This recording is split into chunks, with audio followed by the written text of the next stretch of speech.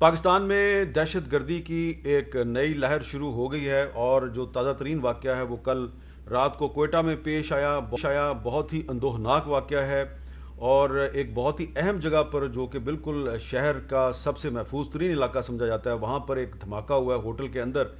تو یہ جو ایک نئی لہر ہے اس کے پیچھے کیا ہو سکتا ہے، یہ بات ہمیں سمجھنے کی بہت ضرورت ہے۔ مسلم لیگ نون کے صدر شہباز شریف صاحب کی آخر کار آج درخواست دور ہو گئی ہے، اور اب ہر طرف یہی سوال زیر بحث ہے کہ نیب ان کو بار بار گرفتار کرتی ہے لیکن عدالت میں کچھ چیز ثابت نہیں کر پاتی۔ کیا نیب نے شہباز شریف کو پہلے سے زیادہ مظلوم بنا دیا ہے؟ کیا شہباز شریف صاحب اب رہائی کے بعد جب باہر آئیں گے تو کیا پی ڈی ایم کو دوبارہ اکٹھا کرنے کی کوشش کریں گے؟ کیا پیپلز پارٹی اور اے این پی سے کوئی رابطے کریں گے؟ بہت سے معاملات ہیں جس پہ بات کریں گے۔ پہلے ہم آج بات کریں گے سابق وزیر اعظم جناب شاہد خاقان عباسی صاحب سے، اور اس کے بعد وزیر اطلاعات فواد چودھری صاحب سے بات کریں گے۔ شاہد خاقان عباسی صاحب، سب سے پہلے تو ظاہری بات ہے ہم آپ سے یہی پوچھنا چاہیں گے کہ یہ آپ نے اسپیکر کے ساتھ جو آپ کا ایک بہت ہی گرما گرم الفاظ کا تبادلہ ہوا، تو آپ نے غلطی تو تسلیم کر لی اپنی، لیکن آپ معافی مانگنے سے کیوں انکار کر رہے ہیں؟ میں نے غلطی تسلیم نہیں کی، مجھے شرمندگی ہے کہ ہمارے ہاؤس میں یہ معاملہ ہوا۔ اچھا، یہ کہا تھا آپ نے؟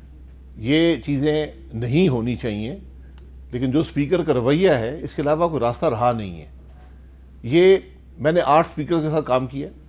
پہلے سپیکر ہیں جو اپوزیشن کو بولنے کا موقع نہیں دیتے۔ صرف ایک طریقہ ہے بولنے کا کہ آپ جا کے روسٹروں پہ کھڑے ہو کے ان کے سامنے شور کریں، ان کو کچھ شرم آتی ہے اور آپ کو بولنے دیتے ہیں۔ میں اس سے پہلے کوئی سپیکر 3 ابھی بھی ہاؤس میں بیٹھے ہوئے ہیں، وہ کہہ دیں کہ میں کبھی اونچی الفاظ میں بات کی ہو۔ میں اس دن اپنی جماعت کی نمائندگی کر رہا تھا۔ اچھا، ناموس رسالت کی قرارداد کا معاملہ تھا۔ میں کھڑا ہوا، میرے لیڈر آف اپوزیشن بھی جیل میں، پارلیمنٹری پارٹی لیڈر بھی جیل میں۔ ہم نے ان کے پروڈکشن آرڈر نہیں مانگے، نہ ہی توفیق ہوئی اسپیکر صاحب کو ایشو کرنے کی۔ میں نمائندگی کر رہا ہوں اپنے ممبران کی، 83 ممبروں کی، بولنے کا موقع نہیں دے۔ اچھا، لیکن آپ نے تو شاید صاحب کافی مہینے پہلے ہمارے پروگرام میں جوتے کی بات کر دی تھی، ذرا سنیں آپ نے کیا کہا تھا۔ جی، اسمبلی مقصد کیا ہے؟ بولنا۔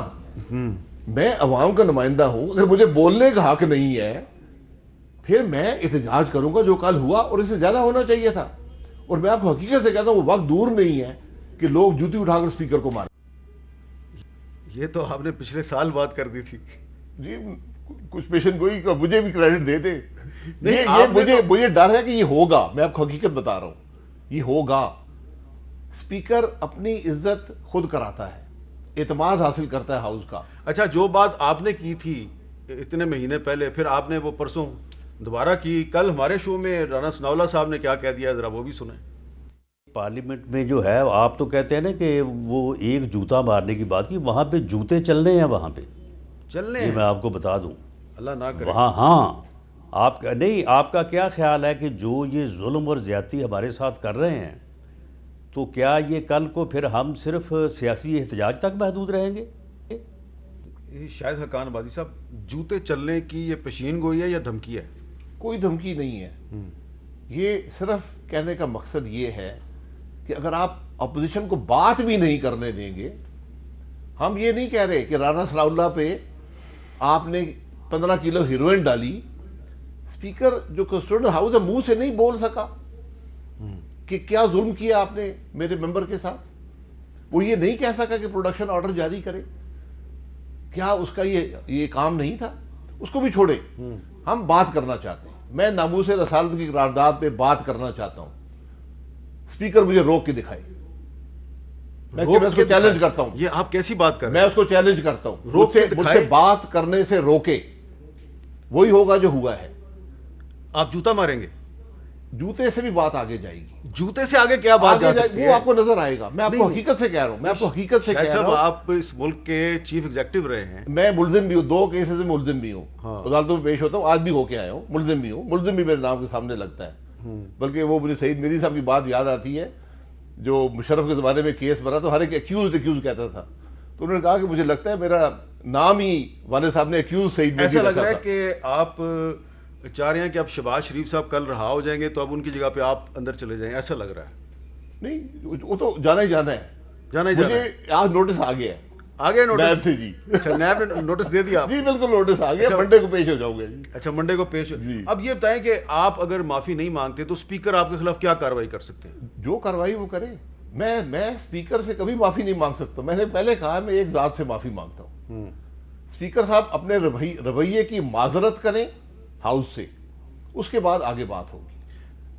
تو یہ جو قرارداد ہے جس پر آپ بات کرنا چاہتے ہیں, تو یہ قرارداد جو ہے لگتا یہ ہے کہ اس پر یہ منظور نہیں ہوگی, کوئی اتفاق رائے نہیں ہوگا, بس حکومت نے پیش کرنی تھی پیش کر دی. آپ اس پہ بات کرنا چاہتے ہیں, آپ بھلے کر لیں, لیکن کو لگ نہیں رہا کہ آپ اس کو منظور بھی کروانا چاہتے ہیں.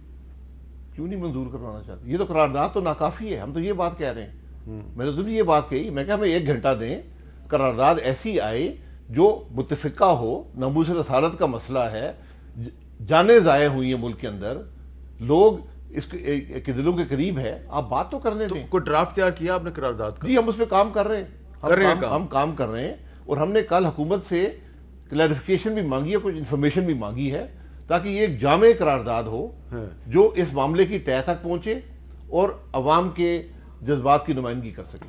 ایسا تو نہیں لگ رہا کہ یعنی کہ بہت سے لوگوں کو لگ رہا ہے کہ شاید آپ جان بوجھ کے کشیدگی بڑھا رہے ہیں تاکہ بجٹ سیشن آ رہا ہے تو حکومت کے لیے بڑی پرابلم ہو جائے؟ جی میں ناموس رسالت میں ہم سیاست نہیں کرتے. اچھا. جنہوں نے کرنی ہے انہوں نے کل بتا دیا ہے کہ ان کی سیاست کیا ہے.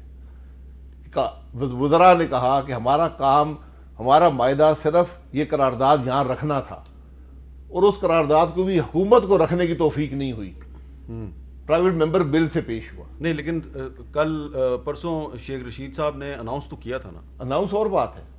یہ وزراء نے کہا کہ ہم نے معاہدہ کیا تھا کہ ہم قرارداد رکھیں گے, اس سے 1 دن پہلے ہمارے ملک وزیر اعظم اپنی پالیسی سٹیٹمنٹ دے چکے. نہیں آپ یہ بھی تو دیکھیں نا شاہد صاحب کہ جن کے ساتھ انہوں نے معاہدہ کیا تحریک لبیک والوں کے ساتھ, وہ تو یہ مطالبہ کر رہے تھے کہ قومی اسمبلی سے قرارداد پیش کرو اور فرانس کے سفیر کو نکالو.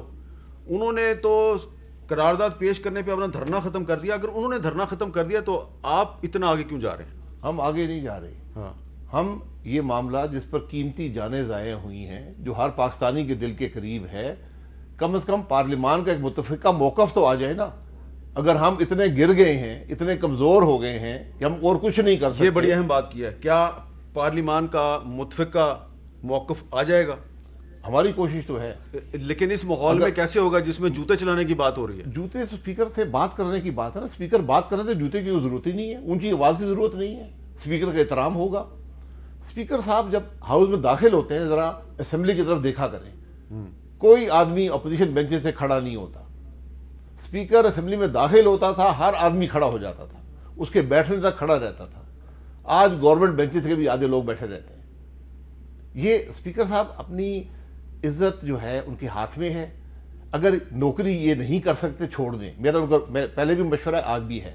اگر ان پہ دباؤ ہے, کہ وہ ہمیشہ ہر بات پہ کہتے ہیں مجھے دباؤ ہے اوپر سے, تو میں نے کہا جی آسمانی دباؤ تو آپ پہ ہے نہیں, کسی اور کا ہے تو نوکری چھوڑ دیں. کیا اسپیکر آپ کی انٹری جو ہے ہاؤس میں مخصوص مدت کے لیے اس پر پابندی نہیں لگا سکتے؟ لگا سکتے. تو مجھے کوئی اس سے ڈر خوف نہیں ہے. میں تو ایک حق کی بات کر رہا ہوں. اگر مجھے بولنے کا موقع نہیں دو گے, عوام کی نمائندگی نہیں کرنے دو گے, پاکستان کے مسائل پر بات نہیں کرنے دو گے, تو میں ہاؤس میں آنے کا مقصد کیا ہے میرا؟